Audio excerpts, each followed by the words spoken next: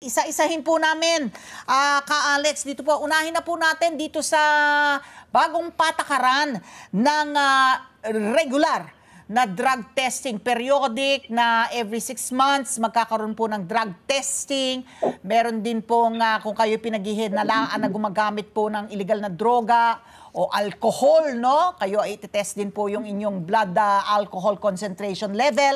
Ano po ang reaksyon po ng kayo bilang isa po sa sektor po ng mga provincial buses? Actually, yung panukala po ng mandatory drug test, ginagawa na po namin yan. Kaya lang po, every year lang po ang mandatory drug test.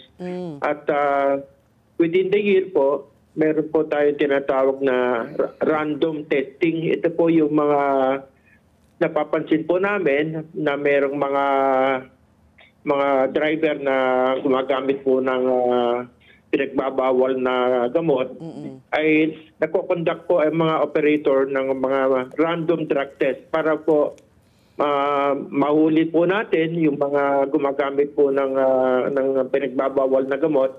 At yun po ang magiging rason nila para masuspindi po namin sila or ma-terminate namin sila kasi meron pa tayong ebidensya na sila ay gumagamit ng pinagbabawal na gamot. Oo. So okay, so sabi niyo po no, mandatory naman po drug testing niyo pero once a year lang, tapos yung random pag ikaw po ay pinagsususpetsahan. Ngayon po dito po sa bagong ipinahayag po ni Secretary Dizon, paano pa natin pwede paigtingin no na itong drug testing po ay hindi magiging kung ikaw po ay pinagsususpetsa na gumagamit ng droga na hindi ikaw ay makakapagmaneho.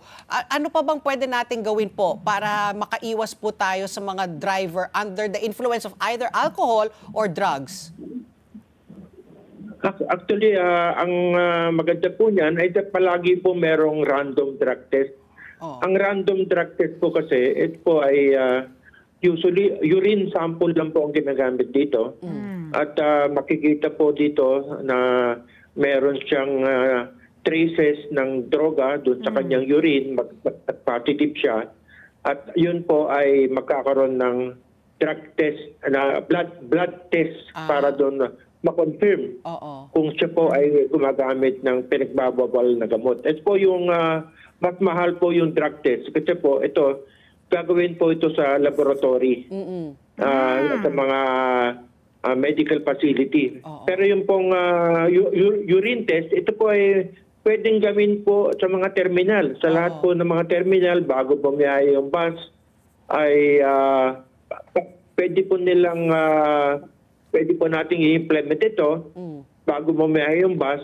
Pag meron tayong pinagsususpetsang driver, ay pwede po natin i-conduct yung urine drug test. Ito po ay magagawa po natin kaagad. Agad-agad po ito.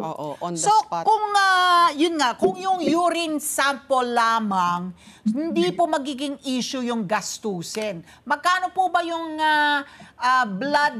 drug test using yung urine sample vis-a-vis po yung gastusin kapag yung confirmatory na, no?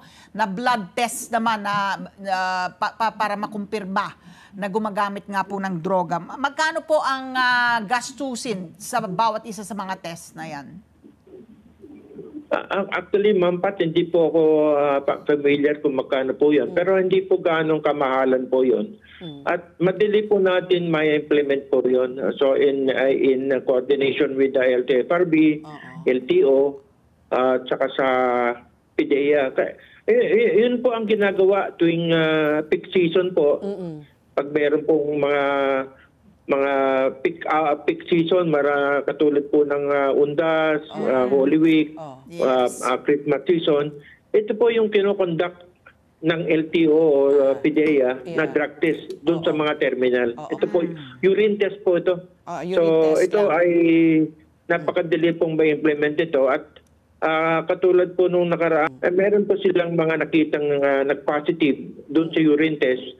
At pinabababaw kagad yan. At yung mga nakitaan po ng positive test, ito po ay magkakaroon ng confirmatory blood test po para masigurado po natin na talagang gumagamit po sila at kung anong droga po ang kanilang ginamit. Oh, so, confirm ko lang, Alex, hindi po magiging issue para sa bus company na akuin yung gastusin ng periodic na urine test para makita kung gumagamit ng drugs. At kung nagpositibo yung urine test, confirmatory drug test naman po. So, hindi po issue yung gastusin doon. Kaya pong akuin na ng bus company yon. Sa palagay ko po, actually po, Ma'am Pat, ngayong tanghali, ngayong hapon, magkakaroon po ng meeting yung aming board of directors. At pag-uusapan po yan. At actually po ay ilang beses ko bang pinanood po yung press conference ni Secretary Vince Dizon kagabi.